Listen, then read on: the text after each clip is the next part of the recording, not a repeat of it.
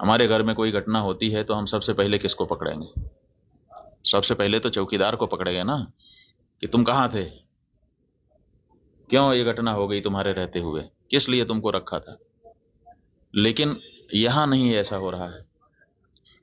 यहां जो है कहते तो हैं कि हम चौकीदार हैं, लेकिन चौकीदारी अगर की गई होती, हाँ चौकीदार अगर अपने काम में पक्का होता है तो उसके ऊपर आक्रमण करके उसको कोई मार दे, लेकिन फिर कहा जाता है कि इस चौकीदार ने अपना निभाया।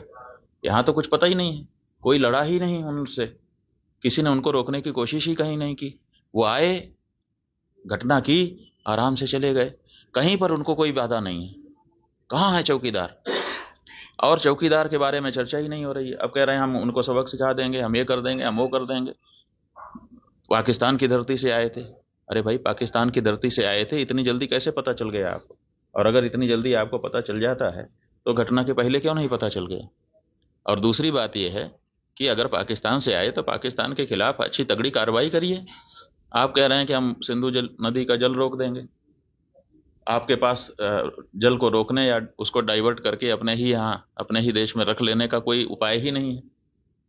हमने विशेषज्ञों से पूछा कि अगर हम सिंधु नदी का जल पाकिस्तान में जाने से रोकना चाहते हैं तो हमारे पास क्या व्यवस्था है।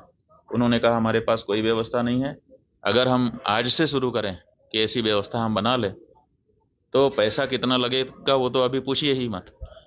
अगर पैसा पर्याप्त दे दिया जाए, पैसे के कारण एक दिन भी काम ना रुके, तब भी 20 साल लगेगा, तब हम सिंधु नदी का जल रोक पाएंगे। तो ऐसी परिस्थिति में हम ये कह दे रहे हैं कि हम सिंधु नदी का जल रोक लेंगे। और टेलीविजन के एंकर हमने सुना, वो कह रहे थे बूंद बूंद के लिए तरसेगा पाकिस्तान, एक गिलास शुद्ध पानी नहीं मिल पाएगा, खेती नष्ट हो जाएगी, बिजली नष्ट हो जाएगी, ये हो जाएगा, वो हो जाएगा। गजब बता रहे थे, ऐसा लग रहा था कि जैसे प्यास तो लग ही गई पाकिस्तान को। और इधर विशेषज्ञ बता रहे हैं कि हमारे पास पानी को रोक लेने का कोई उपाय ही नहीं है।